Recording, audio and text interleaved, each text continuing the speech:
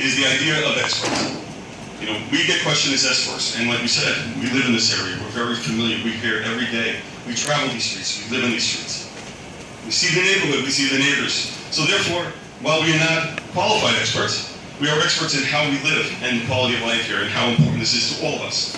As Mr. Di Natale said, this is our lives. This is important to everything that we do.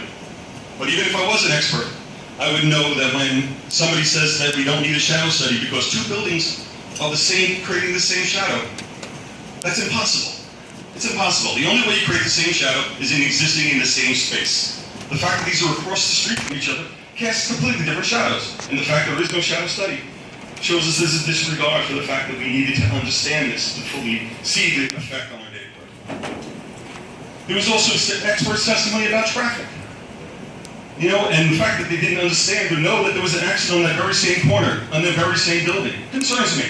Because how expert could you be if you did not do that level of expertise study to know what that has been taking place in that neighborhood? Even we said the paperwork might have been filled out with the wrong dates. Again, not any expert thing that I would ever do. Not what I would expect, especially how important this is to all of us. There was expert testimony saying this was a high-rise neighborhood and only listed high-rise buildings when this own board identified this as primarily a residential area. That is something that is actually a memorialization and something that I would, if I was an expert, study and read about and know about.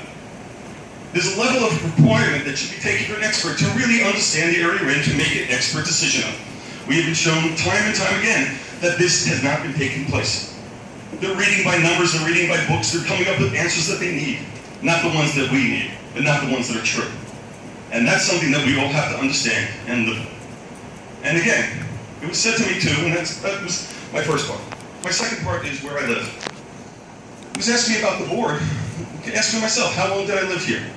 I lived in Tower West for 3 years. And when my fiance wanted to move up from San Juan to move in with me and with our son, we wanted to find a house in this neighborhood. We wanted to live in West New York. This is a wonderful place to be, and that's why we picked this place. She found the house online. Not me. I lived around the corner. She found it online. And we saw it and fell in love with it. And guess what? I'm not a fool. I knew there was going to be development there. I knew it. I didn't walk in blind. I didn't walk in fooling myself thinking that this is going to be an empty lot that's going to be sitting next to me. It's prime real estate like we hear about, and we know that something's going to be there. But I wanted to invest in West New York. I wanted to live here. And the place that they're trying to build will horribly affect the quality of my life, my fiance's life, her son's life. We're putting a driveway with no visibility right by the door, next to my door. If he goes out and plays, I fear for the safety. And I do. And that's something that's important to me. When I have a building 3 feet away from my house, I fear for my quality of my life, whether mold grows or whether anything falls on my building. Who's responsible for that? Who will care? They're all gone. They're on to the next building. I live there. This is important to me. Everything that you do is important to me. That's why I'm here before you. Why I bought this house is because I respect the decisions of this floor. I saw something that was rejected in the past, and I felt very comfortable saying that something as egregious as that would not be built again. And yet here we are. And I'm looking at you all to say this very simply. I'm not foolish. I knew something was going to be built here. And all I'm saying is that it shouldn't be this building. This is not what we need next to us. This is not what we need on Boulevard East. We need to be smarter. We need to be better. And that's why I'm looking at all of you and say that I'm here and I will be fighting this to the bitter end. Thank you.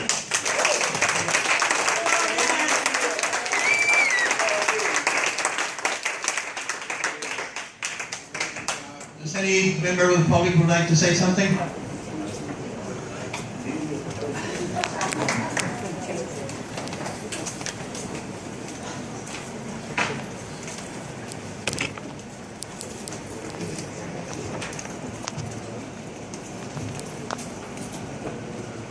My name is David Green. I live at 6010 Boulevard East.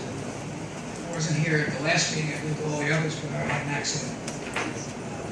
I just want to say that my roots in West New York go back almost 100 years. My grandparents came here from Eastern Europe, and where did they settle? They lived on Park Avenue near Westover Place. When my parents married, they lived in a small apartment building at the top of Highlander Place. That's where I was born in 1945. That's where I grew up. When my own son was born, we lived in a small apartment building at the top of Monitor Place. That's where he lived. That's where he grew. Right now, I live across the street in the Park East on Boulevard East.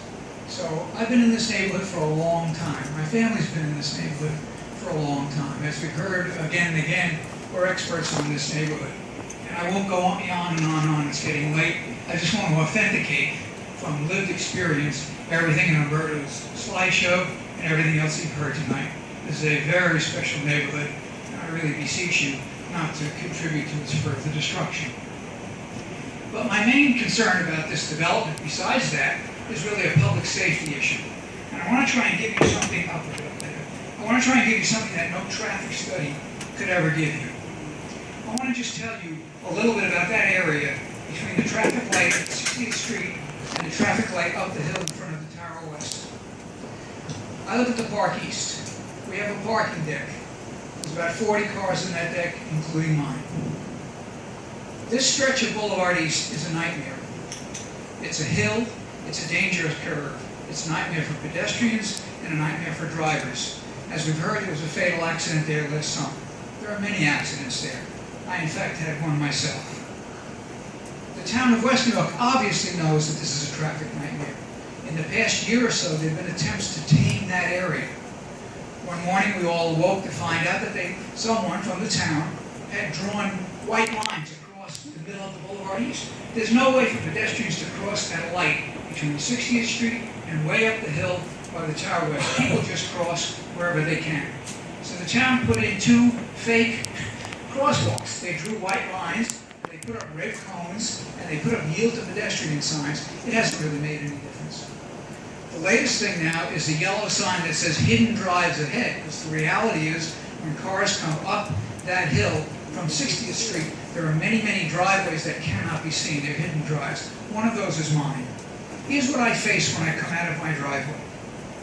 If I'm looking to the north, there are cars coming south on Boulevard East from the light up at the north. There are cars coming out of the Tower West. There are cars coming out of the back alley behind Highland Place. There are cars coming out of Highland Place. There are cars coming out of the Riviera Towers, and there are cars coming out of a small driveway that leads to another parking area with about 15 cars directly next to it. So, looking to the north, there are 6 separate areas, 6 separate sources of traffic that I have to be aware of. From the south, there are cars coming up Boulevard East from the light, a light that serves 3 different directions. There are also cars coming out of Westover Place. We've heard about the stop sign that people run. There are cars coming down Monitor Place. We've heard about the stop sign that people run. 3 sources of traffic. If I'm going to try and make a left turn out of that driveway, I have to keep track of 9 sources of traffic and pedestrians. I did that many, many times. 3 years ago, I did it and I had an accident. It's impossible to keep track of 9 sources of traffic. When I had that accident, I said, okay, never again will I make a left turn out of this driveway. I'll waste gas, I'll pollute the environment, I'll take more time, and I'll go around the block. Well, that's what I do now, I go around the block. Well, in a couple of weeks now, when the Meridia opens up, going around the block is going to be a little bit more difficult and a little more of a nightmare with all of that there. And now, if you approve this development, in addition to that, I will now have a driveway directly across from my driveway, right on the other side of Boulevard East, with a 10th source of traffic and a 10th source of pedestrians. I hope I'm wrong, but mark my words now, if this building is built, there will be blood. Thank you, sir.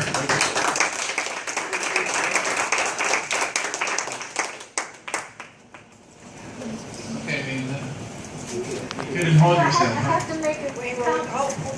And I'm going to disappoint. I had to make a comment. Hold on. Sorry, I have to be on the rest of the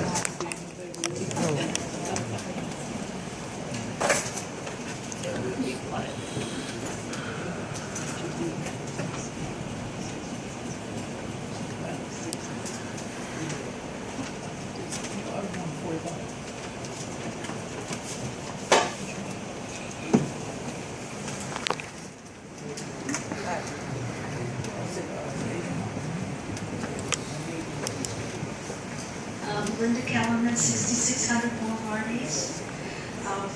Anyway, I want to thank all of the board members and everybody for listening to all the testimony and everything. What I want to say is I hope when the board makes the decision, they be an advocate for the residents of West New York and don't sell us down the river and just please the developers.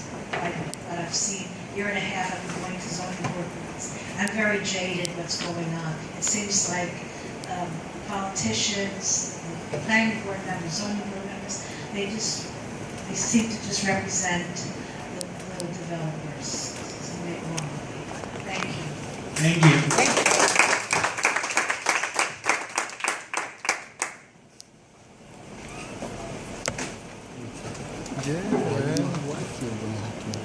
Grace Manila, 44 62nd Street. Good evening, everyone. I live on 62nd Street, which intersects Monitor Place at the opposite end of the proposed development. We're about 12 or 15 houses away from the site. As been said, traffic pours in from Boulevard East into 62nd, which is one way, and empties out to Park Avenue, turns through Highland or Monitor back into Boulevard East. On any given day, I'll see a car parked over different spots on these roads that I've mentioned.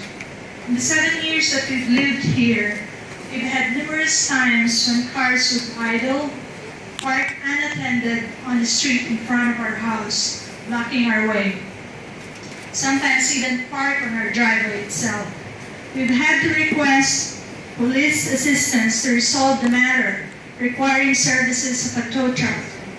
2 of these occasions happened in the dead of winter, when snow is piled high and parking spaces are even more at a premium. This is the reality of my neighborhood. I may not be an expert witness based on your standards. I don't have the credentials. I don't carry reports or statistics that say that West New York's growth rates are within the national numbers. I may not be an expert witness, but I walk this neighborhood, I breathe and live this neighborhood, and in my eyes, that makes me a material witness. I come before this board not from a legal or engineering perspective, but I come humbly before you from a moral perspective. The developers speak of repurposing the site. The question is, for what purpose? And for whose purpose? What makes their purpose